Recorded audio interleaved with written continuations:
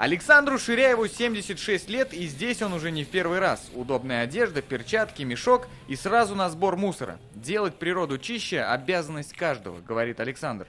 Плюс пример для молодежи. И я буду в этих мероприятиях каждый раз участвовать. Желательно, чтобы наших пенсионеров, советы района, городские районы приглашали на это мероприятие. Это нужно. Нужно каждому, кто отдыхает на берегу этого озера. Члены Русского географического общества в этом году уже очистили 43 тысячи квадратных метров прибрежной территории. Участвовало в этом более 4 тысяч человек. Озеро Изумрудное. Еще у нас в планах пляж Нижнего Заречья. Тоже требует внимания. Там много рыбаков. В общем, есть что убирать.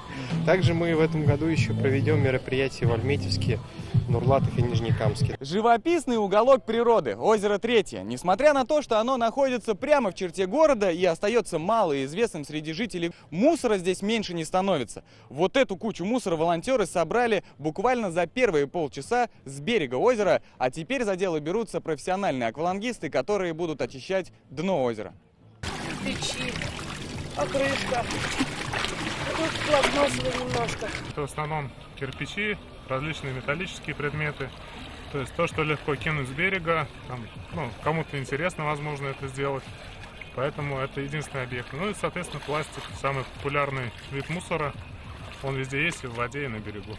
8 кубометров мусора. Результат санитарной очистки берега и дна этого водоема. На очереди озеро Изумрудное.